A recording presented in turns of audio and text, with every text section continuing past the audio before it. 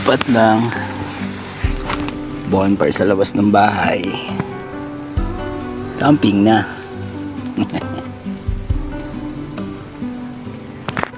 Ayun, yung tarp ko kasi nasa Dinggalan, hindi ko pa nakukuha, kaya ito muna ginagamit ko.